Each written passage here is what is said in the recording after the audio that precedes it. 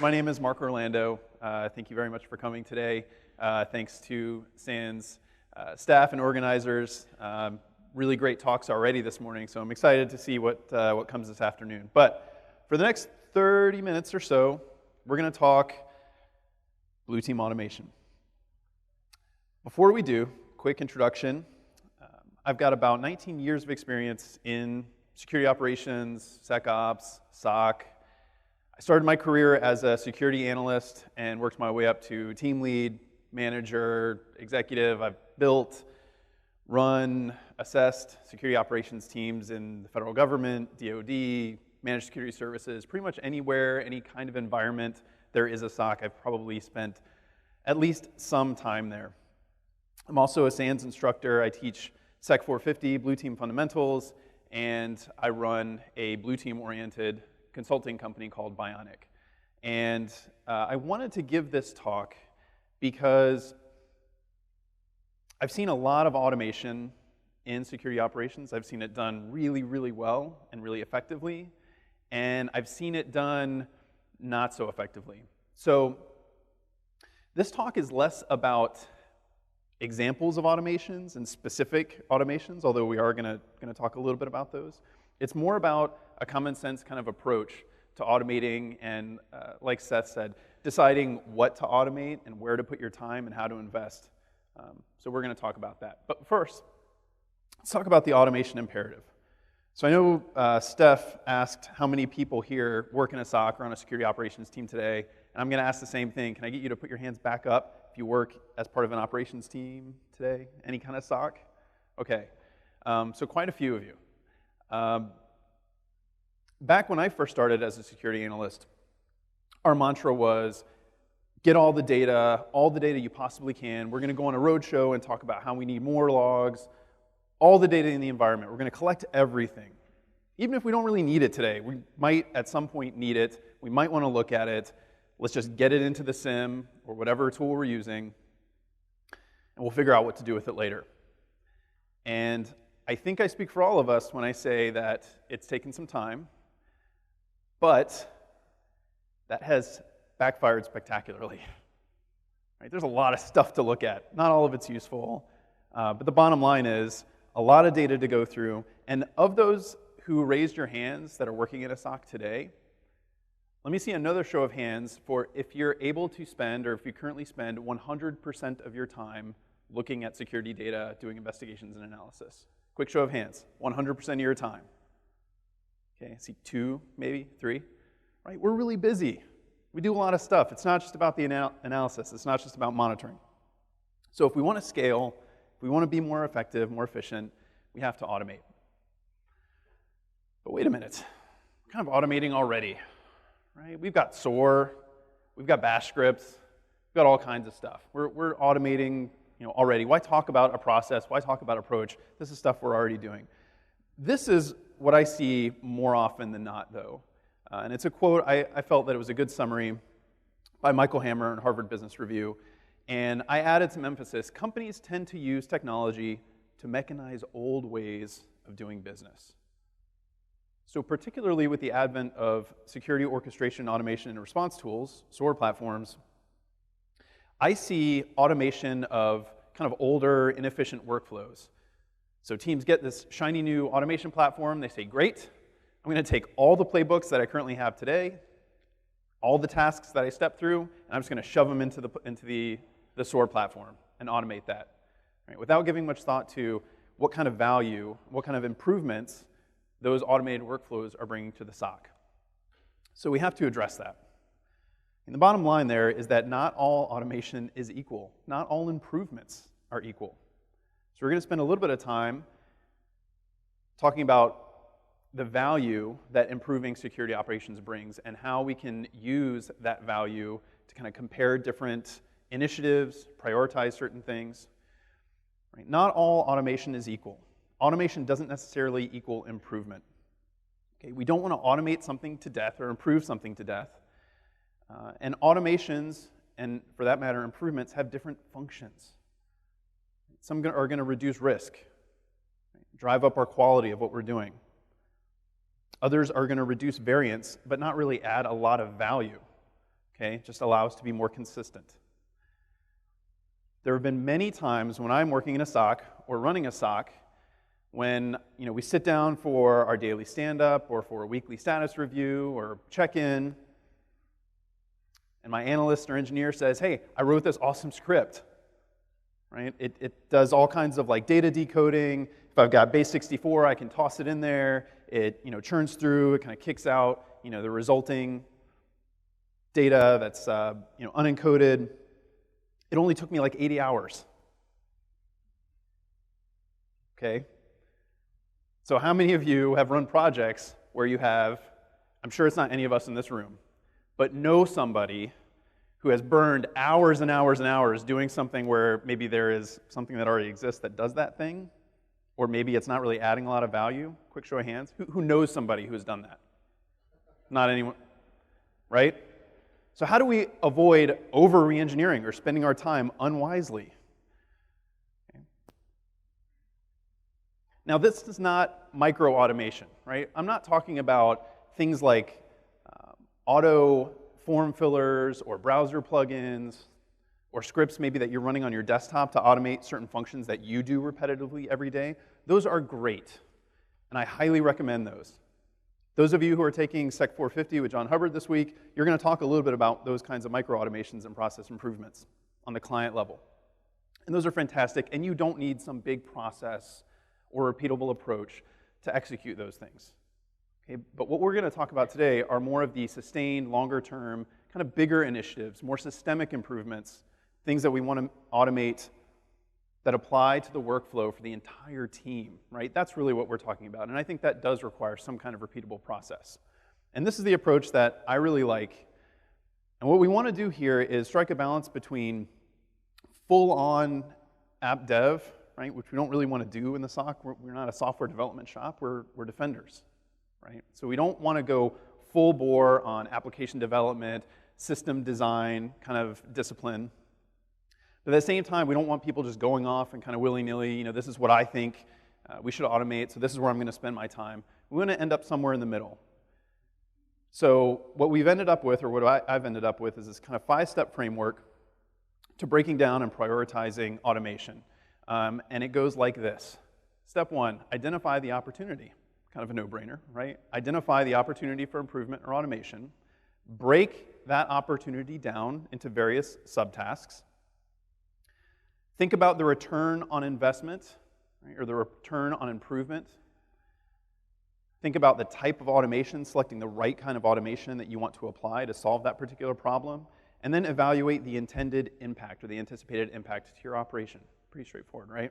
The result we're going for is measurable, deliberate improvement, right? And some sort of justification for why we're spending our time on this automation versus that automation versus that automation.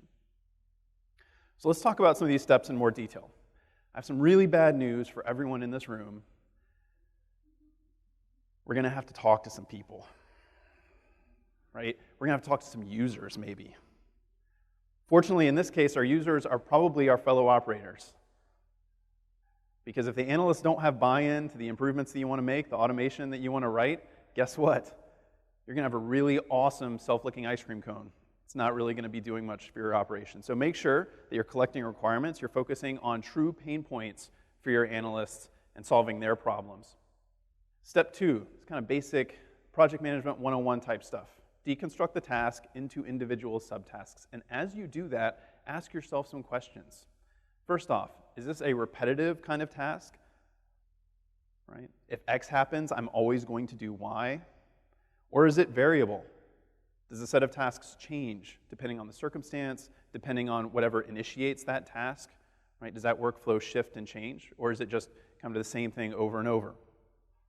Is it independent or is it interactive? Can I kick off a process and just have it go through and do multiple steps, run through a playbook, for example, collect data? Right? Or is it interactive? Do I need an analyst to step in at some point with some kind of gate that says, yes, this looks good, let's continue, or let me give a different kind of input and change the process along the way? Is it verbal or electronic? Okay. A lot of us in this SOC still have to deal with end users, right? Whether you're validating an event or an alert, you're following up and gathering more information, Or is it something that can be done 100% electronically? That's a consideration as well. Step 3, and this is one that I think might take a little bit of time to wrap your head around, but I think once you can get into this mindset, it's really, really useful. Return on improved performance. So we're talking about automation here, but let's take automation out of the equation for just 1 second. Think about the thing in your SOC that you want to improve, right? And think about this as more of a scale of diminishing returns. So if you look down at the bottom of the scale, step 1, it's what we're going to call negative value. These are improvements that get us to minimally acceptable performance. And once you improve upon this kind of task, there's really not a lot you can do beyond that initial automation, that initial improvement. So think about an ATM machine. When you go and you put your debit card in, you punch in your PIN code, say you want to make a withdrawal, there's at least one automation that's going to happen there. What is it? Before your money gets spit out, what does the ATM have to do? Check your balance, right? So that gets us to minimally acceptable performance. The money has to be there in order for you to get it out. There's not going to be a whole lot that I can do to improve upon that task, check my balance better, put money in there. I mean, there's not much that I can do beyond that to improve that. If we move up the scale, we get into constant value, right? Getting us consistent results, right? There is some value there, but it's going to be more tactical, little strategic value. Incremental value are the kinds of things that each improvement, each time I iterate upon a specific task, each time I change something for the better, it's going to have strategic value to my operation. Okay? Think about in the SOC getting better visibility, maybe better threat intelligence. Right? I can always iterate upon those things. I can always improve them. Every time I make an improvement there, there's going to be some strategic value. And then the holy grail at the very top, exponential value, right? Rare creative performance, something that will enable me to do things that I was not able to do before I improved upon that specific task. So for every project that we want to undertake, every initiative that we want to do, every task that we want to automate, it helps to think about kind of where it sits on this scale. And in a few minutes, we're going to walk through some case studies, and we'll talk about, for these specific examples that I'm going to talk through, kind of where they fit on the scale and how we can use that to compare and prioritize different tasks. Step 4, what kind of automation do you want to apply to solve your problem? There are generally 3 kinds of automations that you are going to do in the kinds of environments that we work in. The first is robotic process automation, RPA. This is procedural, kind of task-driven. I'm going to do X, then Y, then Z, pretty much every time, right? Very predefined steps. Right? Your scripts, programs, security orchestration and automation, those are all generally RPA kinds of automations. Cognitive automation gets into more kind of complex sort of behavioral things, natural language processing, text analytics, right? Some of the more advanced tools that are more adaptable. Collaborative social robotics, so this is semi-autonomous or autonomous systems that operate according to a predefined set of behaviors. Right? Does anyone have actual robots working in their SOC? Okay, good. So we'll probably focus more on RPA for this talk. I think that's most of what we're doing in the SOC in terms of automation. Finally, the impact. What is our intended impact for our automation? And remember, we're still planning here. So we're not necessarily talking about what are the gains that I want to see on time, how can I decrease the time to do this task or make it more effective, although those metrics are going to be useful after we implement the automation. This is more about what are we trying to do here. Am I trying to substitute for something that a human normally does? Am I augmenting? Is this Is this collaborative automation?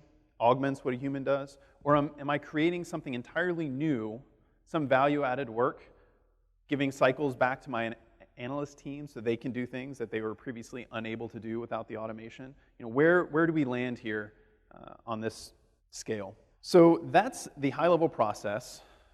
And now I'm going to step through some examples to kind of walk through that process using more real-world kind of scenarios. And the first scenario I picked is one that I think we're probably all doing, or most of us are doing on some level in our SOC. So I thought it would be highly relevant to pretty much everyone, and that's adding event context. right? Event enrichment.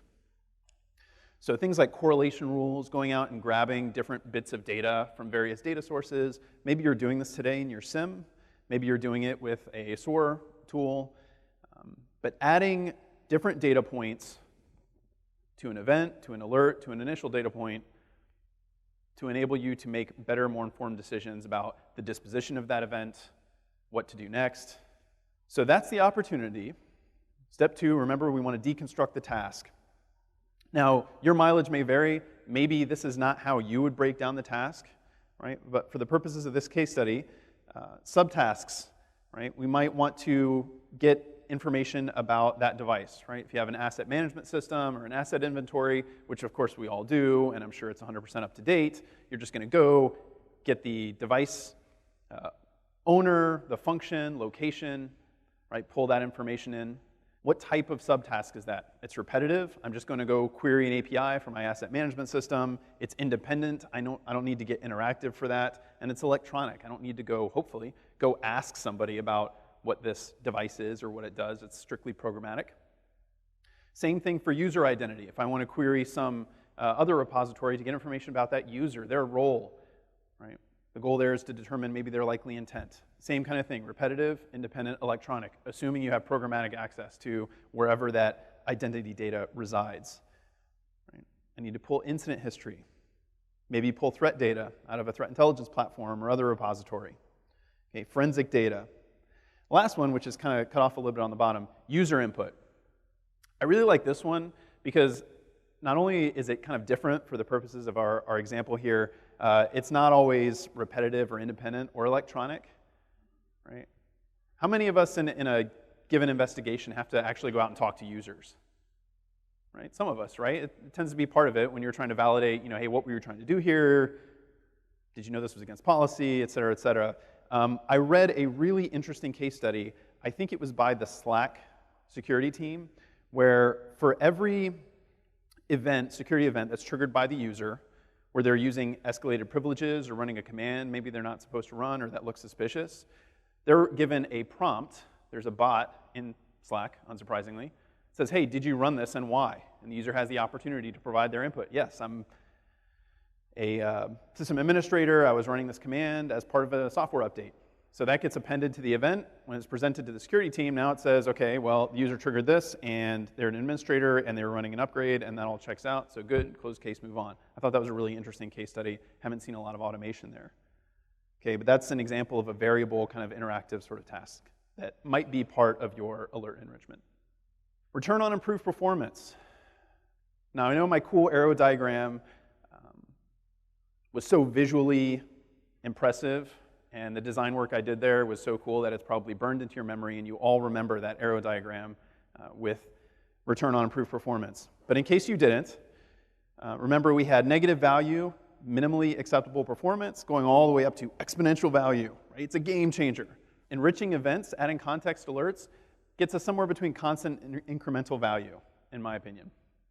Right? So every change I make there is going to make the quality of my analysis better. It's going to have some strategic impact, but definitely tactical impact. Okay. The right context, the right information could be a game changer.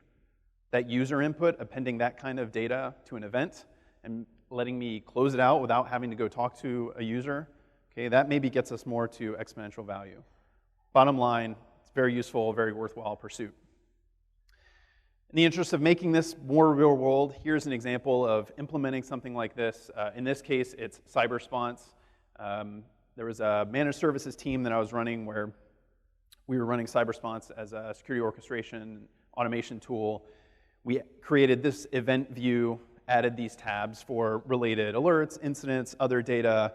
We had some device data that we added in there, results of the last vulnerability scan, some additional context for the event.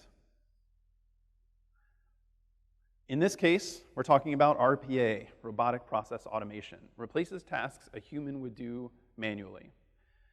In our particular case, again, your mileage may vary, we saved about 20 minutes on average after we implemented this workflow in our SOAR platform. 11 minutes per case in data collection alone, so having to log in to all those various repositories, pull that data in, a lot of time savings there, pretty significant impact. And of course, the value reduces our time to escalate, reduces our time to respond, and reduces analyst fatigue, right? That's something we're all about here in the SOC.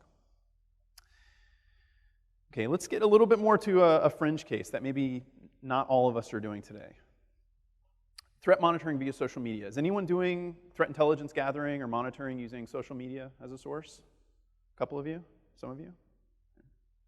So I actually gave a talk on this at B-Sides DC last year, mining Twitter for threat data, bringing it into a SOC. And our opportunity here is we want to identify threats that might impact our organization, identify maybe data leaks, doxing that impacts us or our users, and as a secondary kind of use case, maybe learn about new tools, new instrumentation, new approaches, other things that maybe researchers are sharing there. But definitely things like indicators of compromise, new TTPs that are being posted to Twitter. We want to grab those, bring those into the SOC. So, step 2, let's deconstruct the task. First off, we want to identify what are our useful social media sources. Okay, we want to identify high-quality, actionable information, which those of you that use Twitter, and I know it's all of you, don't try to say you don't, because I know you're lying. It's 100% useful, actionable information, right? Super high fidelity. It's all great stuff.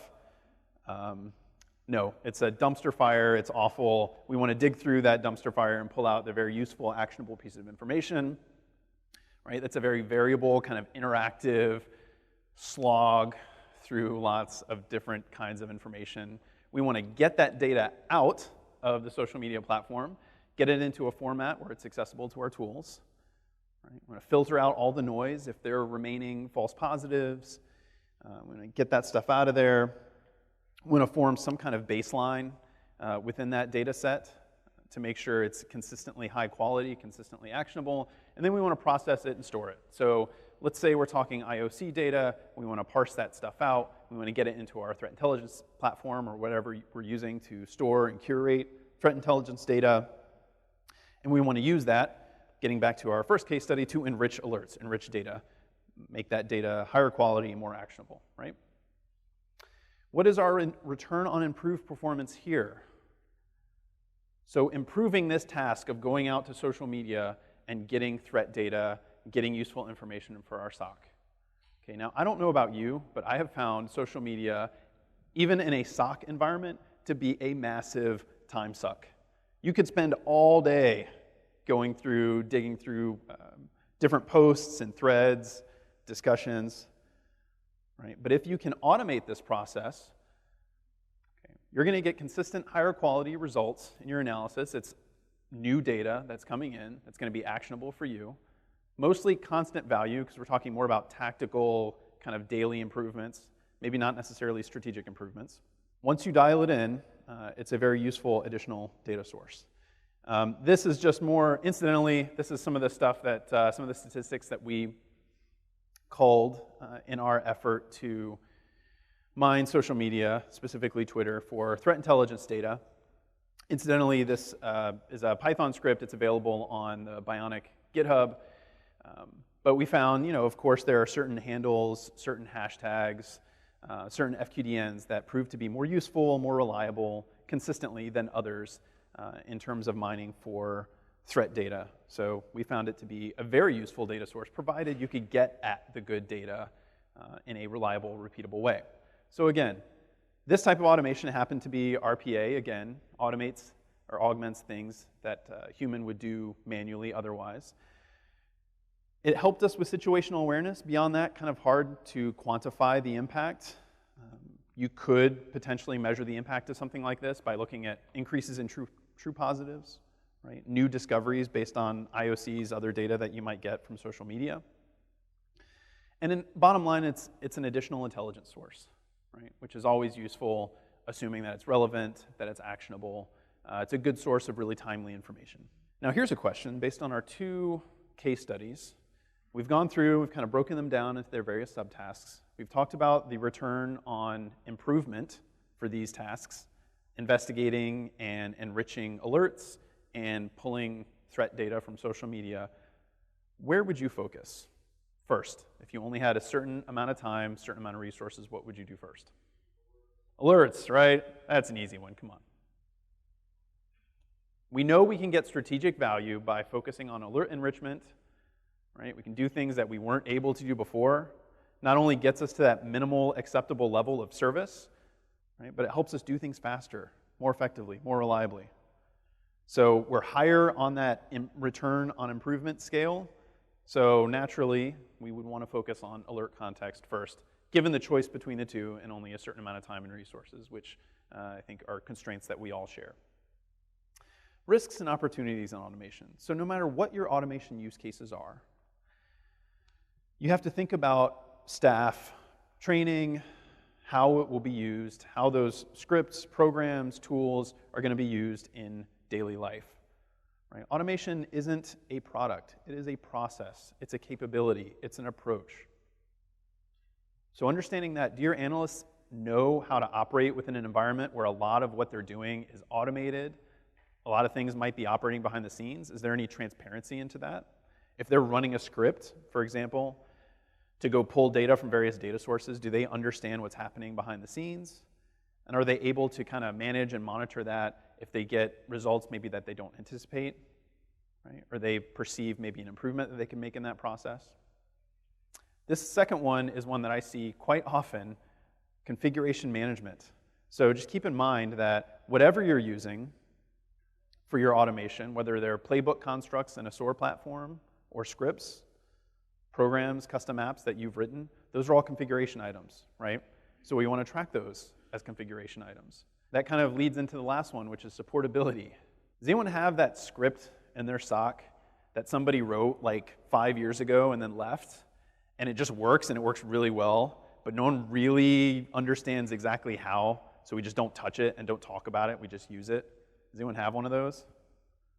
I've seen a lot of that, right? So supportability. How well are your automations documented? If the person responsible for that automation left today, would you be able to improve upon that and manage it long term? Okay. Things like lack of analyst involvement, lack of sufficient gates and controls, these are concerns when we talk about things like automated mitigation, automated blocking, automated escalation or notifications, right? Things that can impact others. We generally want controls around that. We want the right kind of gates and governance to make sure that we aren't causing issues with our automation. Finally, I can't say this enough, automation is a process, it's a capability, it's not a tool that we just bolt on and say, yep, we deployed SOAR, we're good, we're automated today. Right? Automation can take a lot of forms, but no matter what the form is, if we can apply some sort of repeatable process or a lightweight framework, like we've talked about today, can help us avoid going down rabbit holes, spending time in cycles that we may not have on priorities that might not be at the top of our list, with little or no return on investment. We want to make sure we're spending our time and resources wisely. Okay? Priorities are important. Not all improvements provide equal value. Some might just get us to that minimal acceptable performance. That's still useful, right? But we need to understand kind of where we are, what kind of return we're getting for the time that we're putting in. When you leave here, today, this week, this month, take an automation initiative or a proposed initiative, some project that is underway or maybe about to be underway. Try to go through and quantify return on your automation investment or return on improvement. What are you really getting for improving that process? If you're automating something right out of the gate, is that something that you can continue to iterate on and improve upon and get more value? Or is it something that's a little bit more binary? Start asking some of these questions. Try to quantify that so that you can compare that initiative versus maybe other things that you might be aware of that are requirements or needs or pain points in your SOC that might also require automation. This is a really great book on automation, and it is not specific to SOC or security operations, but I've adapted some of the concepts in here for this talk and some of the processes that I've implemented in security operations. It's called Reinventing Jobs, 4-Step Approach for Applying Automation to Work. It's an easy read, it's a fast read. Definitely recommend you check it out if you're responsible in any way for automation in your environment or you're interested in undertaking automation. And with that, speaking of Twitter, I'm fairly active on there, so if you want to nerd out on Blue Team automation or other related topics, hit me up there or over email. So again, thank you very much for your time, and thanks again.